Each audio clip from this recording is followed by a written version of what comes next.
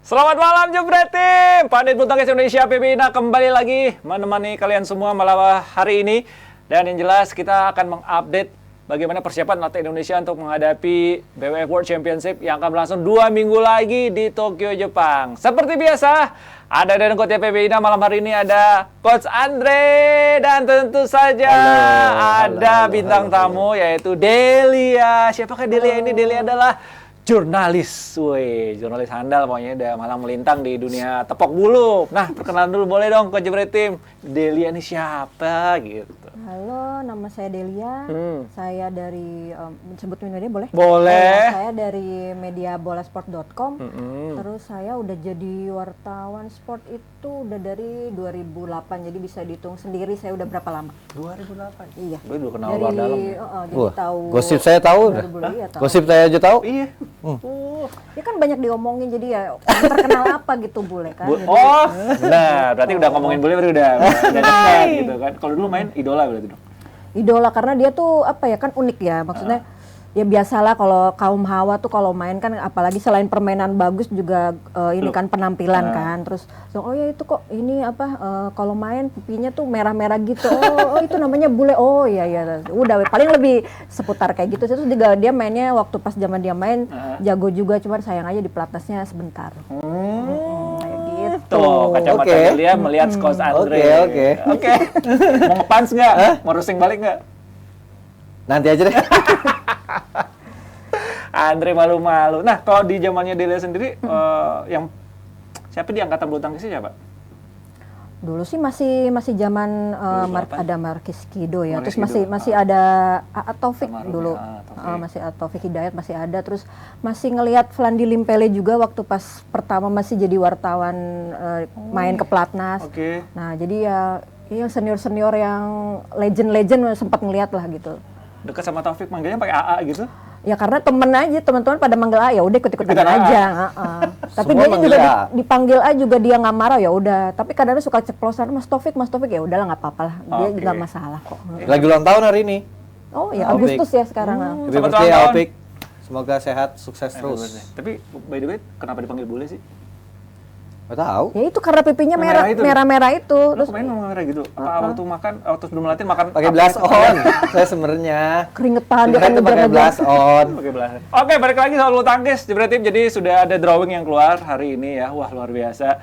Gimana pendapat Jebret Tim tentang drawing World Championship hari ini? Gimana? Boleh satu kata aja, sebutkan. Wah, tapi yang jelas kita ada 7 unggulannya dari 15 wakil, yaitu ada Ginting, Jojo, The Minions, kemudian The Daddies, kemudian Fajri, kemudian Bakri juga ya. Ada Repeat ya, Rinov, Pita. Kemudian kita lihat nih ya, total ada 15 atlet yang berlaga di sini. Ini peluangnya bagaimana nih? Dari tunggal putra dulu kan ada top sama bottom ya. Kalau dari peluang dari tunggal putra sendiri gimana? Kalau tunggal putra kan kalau hitungan kita dari babak pertama kan Anthony Ginting ketemu sama Igor dari Brazil. Iya. Nah kalau dari head to headnya sih mereka terakhir ketemu itu lama ya 6 tahun lalu waktu itu di French Open. 6 tahun lalu. Nah iya itu Ginting menang tapi kan 6 tahun berlalu kan kita nggak tahu kan perkembangannya gimana terus juga nanti pas kondisi di pas pertandingan kan kita nggak tahu karena apakah ada bebannya atau apa gimana itu semua sekarang tuh kan lebih kompetitif ya kalau menurut saya jadi apa sih unggulan atau apa head to head itu lebih kayak apa ya secara Data lebih harus aja. data statistik tapi Data kalau statistik. untuk ketemu di lapangan kan semua bisa terjadi bisa kecuali memang dia konsisten atau ada perubahan-perubahan strategi jadi bisa ngatasin terus halangannya juga nanti kalau misalnya melaju mulus nih Iya. ntar di babak ketiga itu ketemu sama si Yuki kan udah lama juga absen nih karena setelah kemarin Thomas Cup yang 2020 itu kan dia sempat ada kasus lah. Terus nah cuman kalau dibilang kan kalau secara head to headnya kan lebih unggul si Yuki kan dibandingin Ginting. Tapi kalau misalnya dia melaju mulus lagi ya ketemu sang ya tokoh Monster. raksasa itu Monster.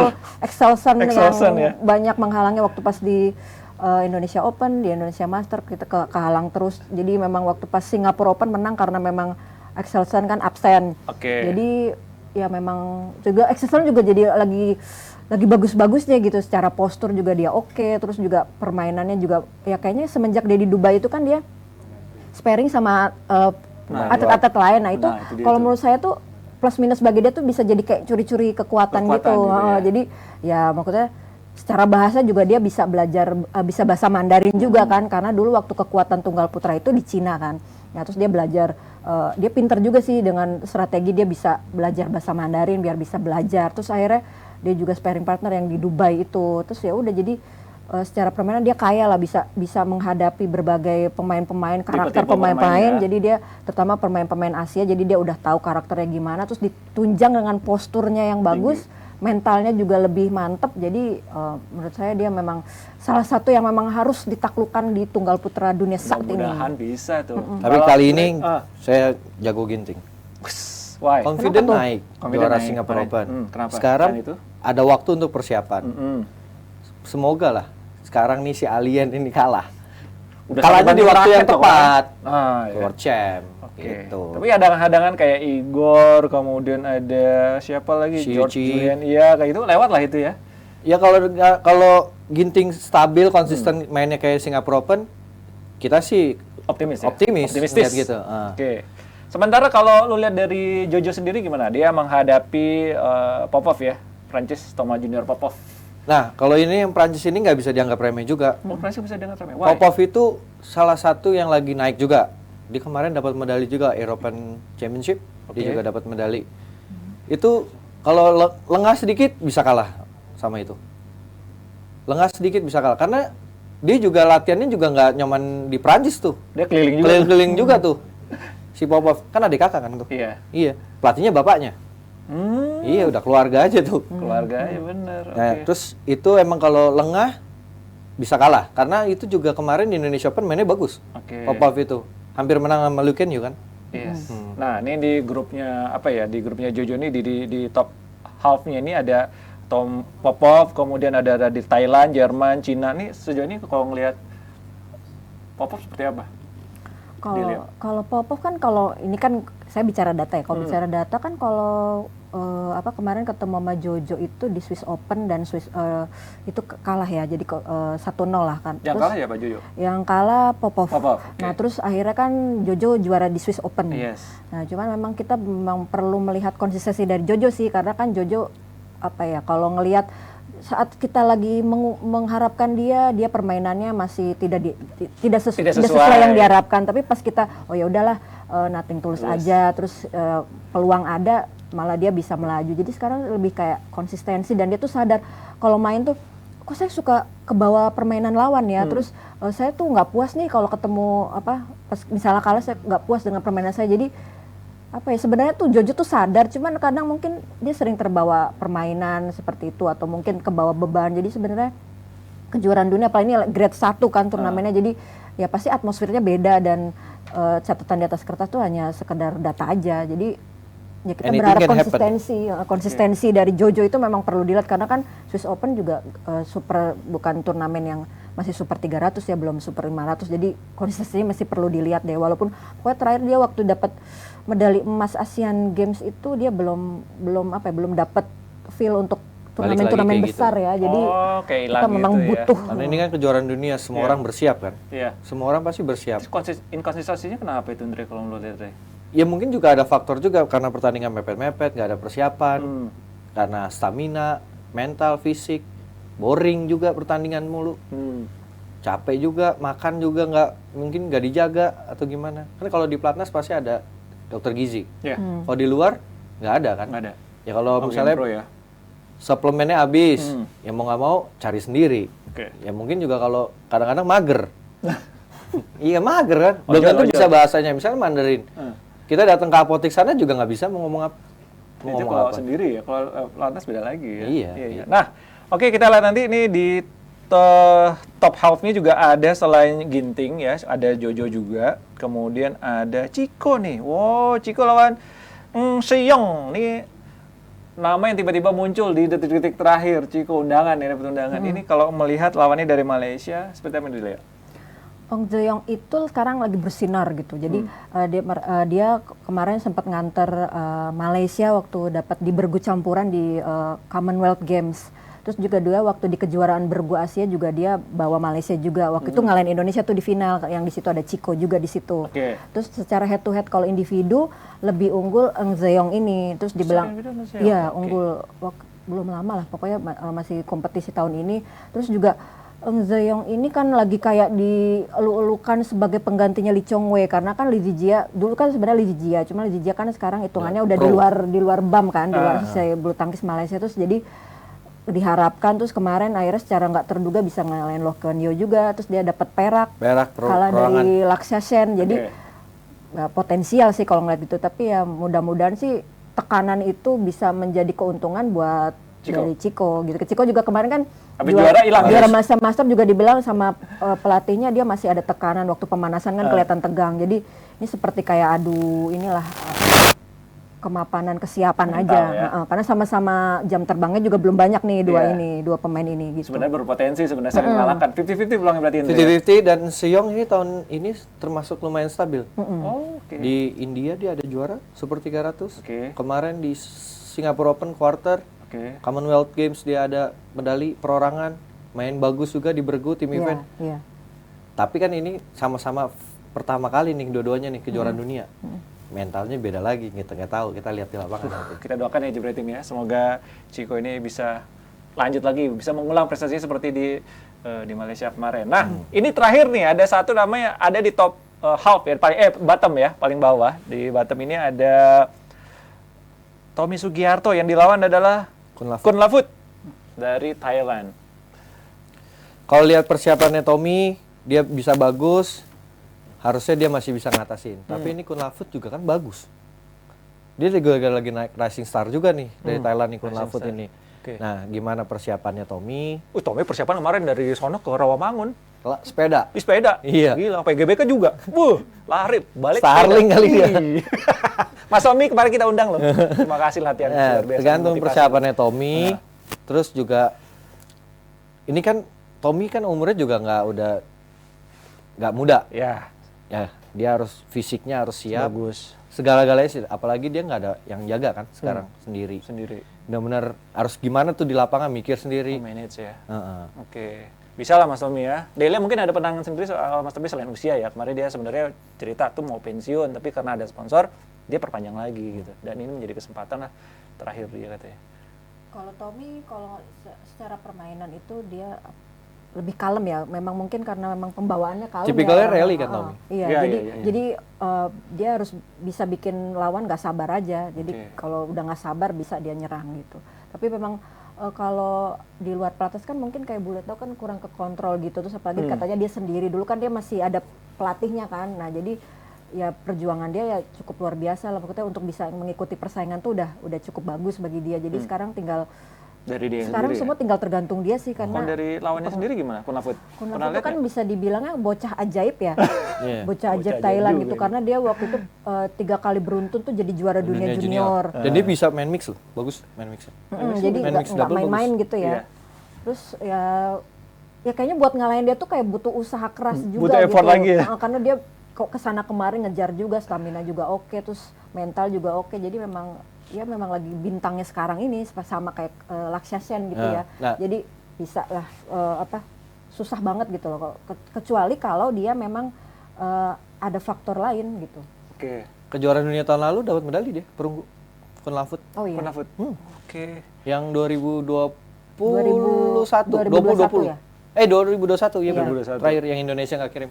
Ini banyak kejutan ya sepertinya ya. Kita lihat nih seperti apa nanti di tunggal putra Indonesia ini, apakah bisa memberikan kejutan atau justru bisa ada hal-hal yang di luar dugaan yang bisa memberikan sesuatu surprise buat Jebret untuk masyarakat Indonesia ya. Nah, kemudian di tunggal putra udah ada 4 wakil, kemudian di tunggal putri ada 2 wakil nih, Georgie sama Putri KW. Oke, ini tunggal putri, Georgie ada di top half juga, ini Georgie. Yang dilawan adalah Christy Gilmore. Waduh. Ini dari Skotlandia. Saya sparring tuh sama dia. Oh, pernah juga lo sparring? Saya waktu itu bantu tim Commonwealth Scotland. Saya tahu jadinya Christy. Tahu banget Christy. Nah, boleh lah. Nah, ini juga nggak bisa ngeremehin Grego. Kemarin juga main bagus di Commonwealth Games. Yang terakhir yang kemarin, minggu lalu. Tapi harusnya Grego bisa ngatasin. bisa ngatasin Christie. Ya semoga ini kan kejuaraan dunia ya. Jadi semua pasti bersiap. Ya Grego juga harus siap gitu. Kejuaraan dunia ada pressure-nya, ada tegangnya. Ya tapi dengan dia kan dia bukan unggulan. Jadi dia harusnya main nothing tulus saja. Mainnya udahlah yang bagus aja.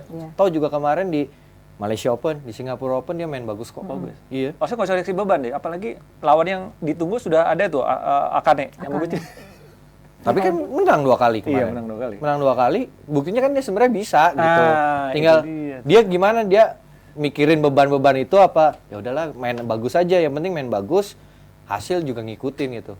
Kalau dia main bagus menang kalah, yang penting main bagus dia juga puas kan. Iya. Kalau main jelek kalah lagi, makin PR tuh ntar tuh. Nah, kalau Delia sendiri ngeliat apakah memang harus main lepas aja tanpa beban seperti yang ditunjukkan Grego di beberapa pertandingan kan tampil oke.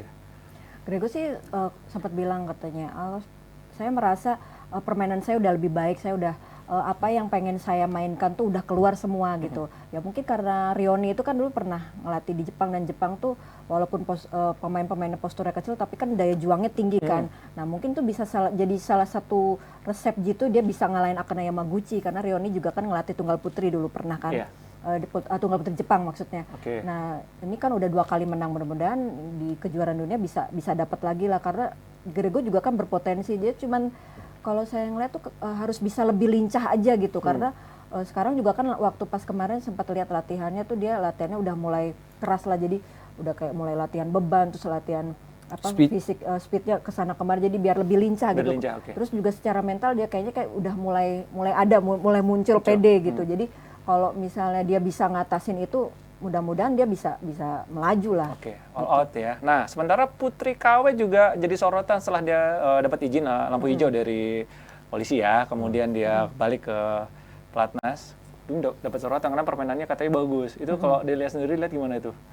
Putri juga permainannya bagus kan, dia waktu tahun ini kan juara Orleans Master ya. Cuman memang kalau dia itu kan masih levelnya masih super 100, tapi yang level tinggi super 300, super 500 tuh dia belum karena kayaknya belum, tinggal nunggu pengalaman aja sih. Tapi sebenarnya kalau secara potensi juga dari postur tubuhnya juga kelihatan dia lebih meyakinkan, semangatnya juga lebih tinggi gitu. Tipe main juga bagus. Iya. Dia udah ada juara super 300 Spanyol. Oh iya, Spanyol katanya. Iya. Ini udah ada juara. Penampilan baru Putri KW juga ditunggu ya. Rambutnya kan beda deh. Iya, rambut baru juga ya. Rambut baru. Tinggal dia aja gimana, jangan terlalu mikirin tekanan gitu loh. Dia kan juga masih junior. Ya lebih banyak jam terbang. Toh juga tuh bisa super 300 sudah bisa juara, super 100 sudah juara. Tinggal dia banyak pengalaman main di turnamen yang lebih besar. Ini juga kan kejuaraan dunia pertama, nothing tulus aja. Lawannya Sonia, kasih bocoran dikit dong, lawan Malaysia ini. Sonia malah dia udah lama nggak bertanding. Sonia Chia ini. Bisa lah Putri KW. Iya, harusnya sih bisa gitu. Bisa ya? Walaupun setelah itu kan lawannya Chen Yufei. Chen Yufei ya kita tahu dia juara Olimpik.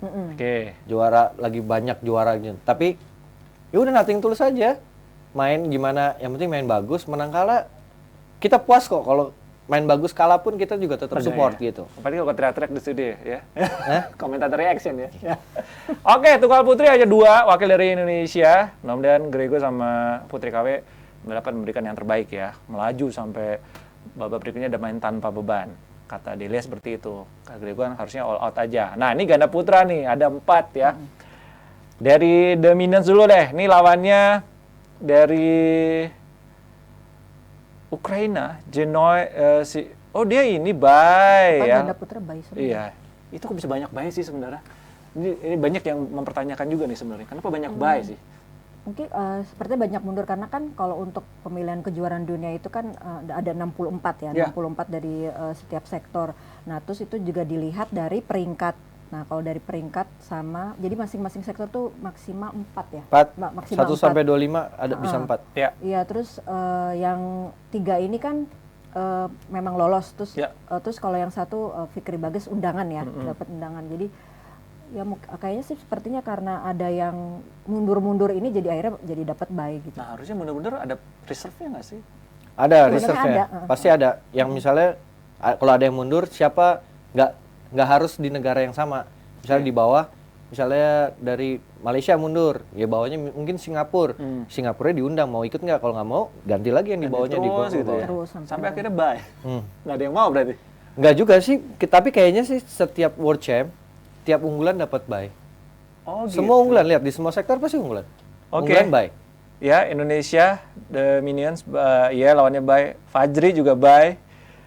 Siapa lagi nih unggulan-unggulan kita yang dapat bye? Bagas juga bye. Ya, Bagas. Hendra Hasan juga bye. The Dedis juga. Oke. Semuanya ya. Semua. berarti ya. Semua ya unggulan dapat bye. Itu sebenarnya apa? Memang memudahkan untuk ya mereka untuk melaju atau memang ada sistemnya seperti itu? Sistemnya emang kayak gitu. Sistemnya Waktu saya main pun kayak gitu waktu itu gitu. Unggulannya waktu itu Cayun sama Zhangnan. Jadi saya main babak pendahuluannya lah gitu. Oke. Berarti boleh dibilang nih keuntungan ya, memudahkan mereka untuk melaju ya. Iya. Ada nafas disimpan ya satu match. Ya kan seperti itu. Nah, kita intip lawannya nih ya. Kalau The Minions akan menghadapi antara wakil Ukraina atau dari Jaromir Janacek, Thomas Ceko. Svezda, Ceko. Nih kalau melihat potensi yang mana? Ini nama ini kayak saya baru dengar Baru ya. dengar ya? Jadi Karena nggak ada kesulitan kayaknya. mudah-mudahan, cuman malah ini lebih, oke kita lebih mikirnya kalau nanti bentrok sesama Indonesia aja nih. Kalau misalnya nanti melaju mulus perempat final bisa ketemu Fajri. Terus kalau mulus lagi bisa ketemu Hendra Hasan di semifinal. Jadi ya jadi kayak waktu 2019 gitu. Jadi kan waktu pas ketemu Fajri, babak pertama kan kalah tuh. Terus akhirnya jadi yang dapat medali, yang juara kan Hasan Hendra, terus Fajri dapat perunggu. Oke, ini di bagian sebelah kiri yang gue baca ya. Jadi The Minions ini berpotensi The Daddies ya. Di semifinal ada juga di perempat Fajri finalnya ya. Fajri ya. Iya. Jadi Rugi tuh. ada 3. Iya, sayang banget. Di top ini ada 3. Iya, rugi tuh. Top half ini ada 3. Fajri, The Daddies, The Minion. Nah, sementara nih sebelahnya di Bagas. bottom itu Suruh ada pelan sendiri. si Bakri. Berjuang, Nah, ini menurut Bakri gimana? Dia sendirian ya di bottom nih.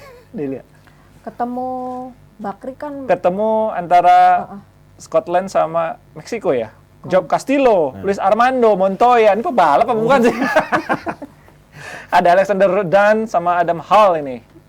Dia bahaya juga sih di awal. potensi. Sekarang kejuaraan dunia tuh kayak pemain-pemain Eropa tuh udah mulai Iya. menggeliat gitu loh, udah mulai naik-naik juga. Tapi nanti kalau memang mudah-mudahan harusnya bisa sih ngatasinnya. Tapi nanti ketemu Yugo Takubayashi. Yugo Kobayashi. Kobayashi. Ya. Nah itu Di quarter final juga nih. sebenarnya mereka saling ngalahin juga kan waktu pas yang All England kan ngalahin. Terus akhirnya pas di Malaysia Open giliran Bakri yang kalah, nah Bakri tinggal ngeliat butuh konsistensi sih, karena waktu pas yang di All England kan mereka berstatus tanpa beban, maksudnya bukan unggulan, terus mereka bisa melaju. Nah sekarang setelah udah ada nama lah, orang kan pasti pemain-pemain udah mulai ngelihat nih, oh ya nih Cara permainan mainnya. mereka nih kayak gini nih, terus mereka juga harus bisa ngatasin beban. Jadi sebenarnya permainan mereka tuh kan tipe-tipenya menyerang gitu loh, hampir sama kayak Marcus Kevin. Terus apalagi Bagas kan posturnya tinggi, terus juga pukulannya juga kenceng, itu potensinya besar. Tapi kan sekarang balik lagi ke mentality mereka, gimana mereka ngatasin itu semua. Apalagi kemarin, tapi sebenarnya bisa ya, karena All England kan juga grade 1 kan, Super 1000. Sekarang kejuaraan dunia ya, mereka udah nyemplung, udah namanya udah terhitung, udah ini ya melaju aja, nggak usah mikir-mikirin udah beban gitu, udah. Karena sekarang kan persaingan kan ketat, di pelatnas aja udah ketat kan, udah ada Hasan Hendra, Marcus Kevin, terus juga Pramiere juga, terus ada Leo Daniel. Sebenarnya kompetisi di dalam itu kan udah kuat, jadi malah di luar tuh kesempatan aja, udah di dalam udah kuat, jadi di luar ya tinggal mereka ngeluarin energi lebih Mbak, aja. jangan salah loh, ada Sabar Reza loh, jagoan Oh saya itu. iya, Gue tuh pinginnya di ganda putra nih Pak. all Iya, kemarin semifinal ya Singapura Indonesia. Open. Iya, sejarah kalau ya. nggak ada Sabar Reza nggak semi, all Oke, semi. bener. Iya, Bener. Sorry. Oh, berangkat kemana habis ini ke Jerman sama Paris ya? Prancis Open. Prancis. Tapi ke Vietnam Open dulu. Vietnam dulu baru. Tapi gue tuh pinginnya ya kayak kemarin, semifinal Indonesia semua. Iya, pengennya sih seperti Tapi itu. kan nggak bisa, drawingnya udah ketemu. Drawing duluan. udah Ada yang bilang kelihatan bagiannya nih. kebau gitu Iya. ya. Bau banget. Nah, itu dia nih. Kenapa bisa begitu ya? Lawannya By system. by system ya. Oke, yang jelas itu dia ada 3 wakil Indonesia ya di ganda putra, tunggal putra, dan tadi tunggal putri. Terus ada ganda putri juga. Kita mau bahas ini. Kemudian ada dari ganda campuran. Ini peluangnya seperti apa nih dari ganda campuran dulu? Novita kan dapat buy ya, dapat buy pot. Sebenarnya mereka itu kan kalau status kan dari kejuaraan, dia juara dunia junior 2017. Nah, terus mulai naik karena dianggap cocok, terus akhirnya mereka dipartnerkan. Kemarin juga sempat jadi runner up kan di Malaysia Master. Nah itu sekarang tuh mereka kan sempat ada problem di servis ya buat kita. Nah sekarang itu kalau kayak Mas Nova bilang, sekarang semua tuh udah diatasin, udah latihannya udah fokus ke servis. Terus mereka sekarang udah tinggal mental aja, karena kan ya memang sih sekarang persaingannya kada Zheng Siwei, Wang Yaqiong, terus Yuta Watanabe, Arisa Higashino, itu secara postur juga kan mereka nggak terlalu tinggi juga. Cuman mereka ulet gitu, kalau ada shuttlecock tuh kemana-mana dikejar, apalagi itu Watanabe ya. Wah dikejar-kejar, jadi harus benar-benar ini ya, maksudnya harus lebih taktis lah gitu, karena setelah Tontowi Liliana kan pemain pelatnas kita yang di atas itu kan Mas Rinov-Pita ya. Jadi andalan Indonesia saat ini mereka harus bisa ngatasin tekanan itu, karena mau nggak mau mereka harus menghadapi itu. Gitu. Owi Butet sampai keras loh menyindir kan, maksudnya ayo dong, fight lagi gitu kan. Ya sama ini kan Rinov-Pita pertama juga main kejuaraan dunia gitu. Ya udah nothing tulus aja, main pertama, yang penting main hasil bagus. Tim pelatih juga kan nggak ngasih pressure. Harus, ya kita berharap medali apapun warnanya. Tapi kan lu main bagus, kita juga seneng gitu. Menang kalah, yang penting main bagus. Lihat persaingan mixed double, Zheng Siwei, Wang Yilu, Dechapo, Sapsire, Yuta, terus Boje Christiansen, Tom Dickwell itu juga bagus. Maksudnya sekarang semua Eropa, Asia bisa siapapun bisa juara. Karena emang sekarang lebih rata kan badmintonnya gitu. Kemudian dari ini kemudian repeat ya, Rinov-Pita ini memberikan apa ya, angin segar lah. Menular ke ganda campuran lainnya, ada Rehan Oval, kemudian Lisa Ayu, kemudian Zakaria, kemudian Hediana. Ini yang dilawan, kalau Rehan sama Lisa ini kan adalah dari Taiwan nih. Sedikit aja nih. Kalau ini ya apa Bang Cilin ya? No, Lee Junhee. Yang pertama ya? Itu pemain lama juga. Iya, jadi ya sebenarnya kalau soal pemain lama itu kan lebih ke menang pengalaman ya. Nah, kalau mereka sekarang tuh suka tinggal ini aja sih.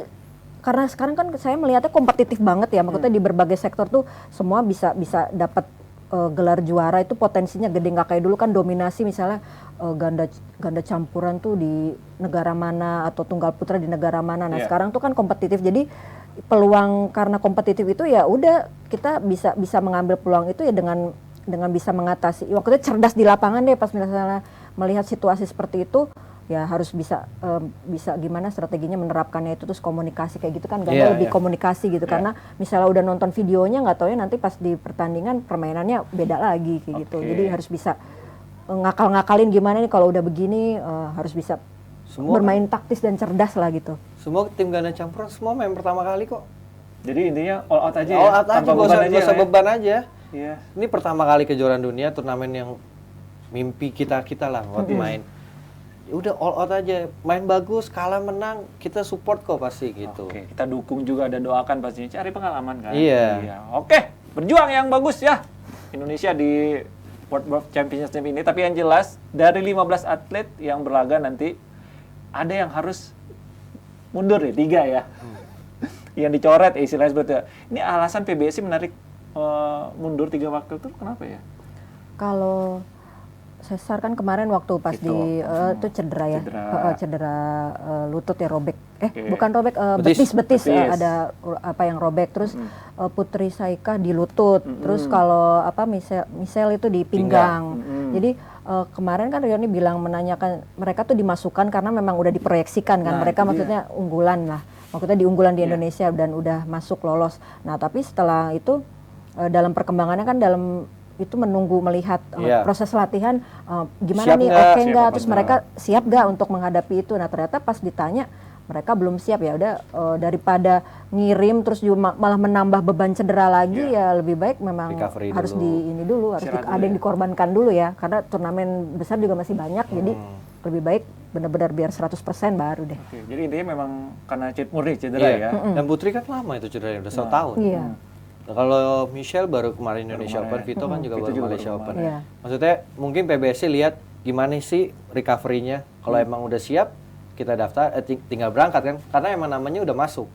Tapi kan ternyata mereka belum siap, jadi mendingan ditarik aja, recovery dulu sampai siap, baru bertanding lagi gitu. Vito ini memang ini ya pas banget gitu ya, bukan karena kenapa-kenapa, memang pas dia lagi kondisi betisnya cedera, dia pas juga tuh menikah. Wih, ini jadi pebulu tangkis itu tidak hanya menikah dengan sesama pebulu tangkis ya, Dre. Iya. Vito nikah dengan pemain sinetron ya.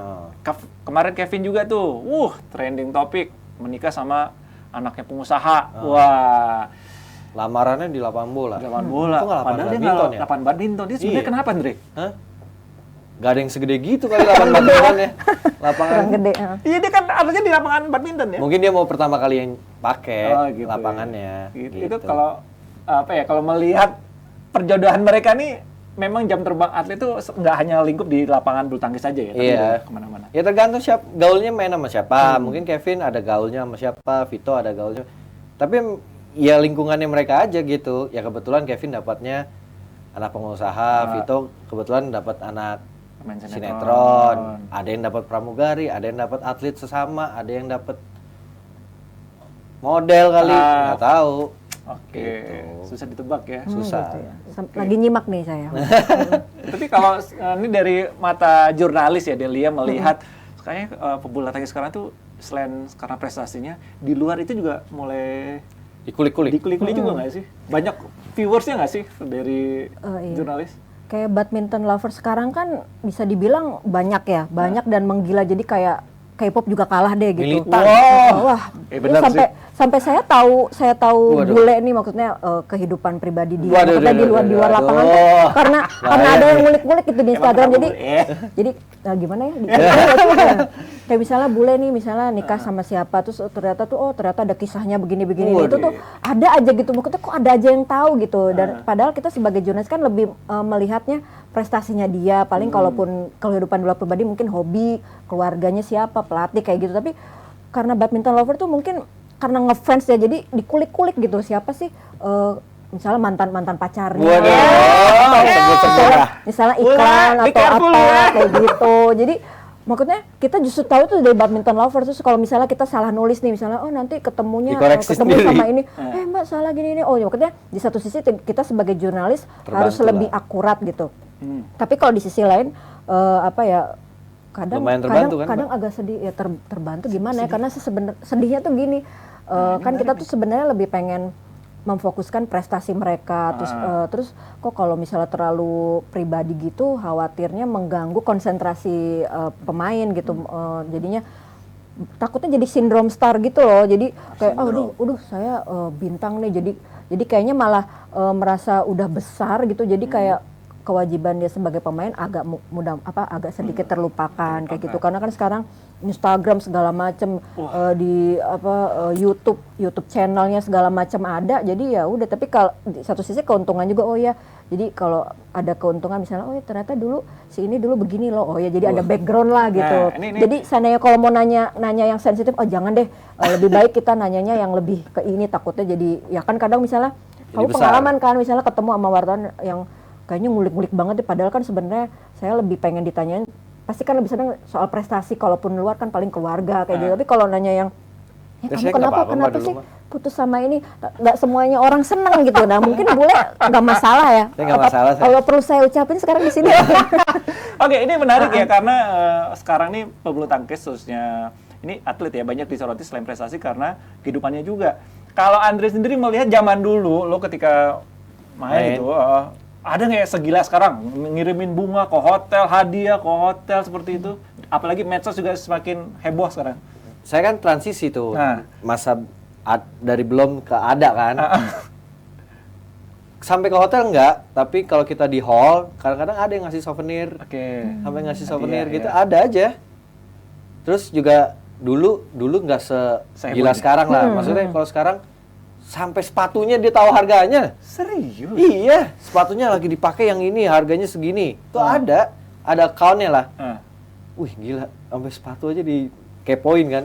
Tapi jadi berarti kan badminton semenarik juga gitu. Ya mudah-mudahan industrinya juga jadi naik. Kan pengen juga badminton jadi sportainment lah, kayak basket, jadi bola. Jadi kitanya juga seru Tapi gitu. lo kan mengalami masa transisi tuh. Ada ngerasa kok begini sih gitu. Ada penolakan nggak atau wah keren nih. Nah, justru gitu. Saya sih nggak peduli juga sih. Cuek Saya aja. aman-aman aja, Aman-aman cuek-cuek aja. aja. Tapi ya dulu zamannya masih Twitter. Ada juga tuh yang bully-bully gitu tuh. Ada juga, ya blok aja. Kalau bully-bully mah blok aja. Saya juga nggak terlalu Kayak baca-baca Kojasin ya, gitu. blok-blok ya.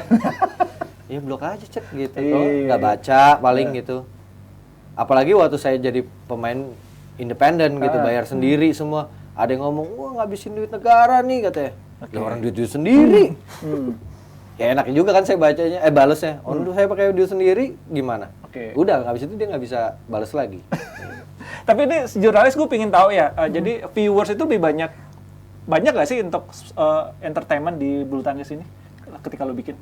Banyak. Banyak ya? Jadi malah mereka lebih seneng ngulik-ngulik yang di luar-luar lapangan itu karena mungkin dianggap menarik ya, karena kalau pertandingan kan bisa ngeliat di YouTube juga. Sekarang kan ada live streaming segala gitu. Nah, terus juga sekarang udah di TV juga udah mulai udah mulai perhatian banget gitu, apalagi semenjak Kevin inilah salah satu stasiun TV kan benar-benar care banget nih sama badminton Iya, gitu. iya. Nah, terus jadi kalau kayak kita malah kadang malah info-info malah lebih banyak tahu tuh duluan justru dari Twitter gitu loh. Kayak misalnya ini breaking si ini nggak ikut ini karena cedera apa, dalam arti lah kok kita taunya dari Twitter ya gitu, padahal jadi ya kita kan pengennya dari resmi lah, paling nggak dari federasi gitu gini ya. Nggak ngerti apakah mereka lebih senang infoin ke Twitter karena lebih cepat tersebar atau gimana, padahal kan kalau kita kan harus konfirmasi dulu kenapa misalnya dia batal ikut, apa sakit kah atau Resminya ada apa kayak gitu. Nah, Biar ya, nggak hoax ya Mbak.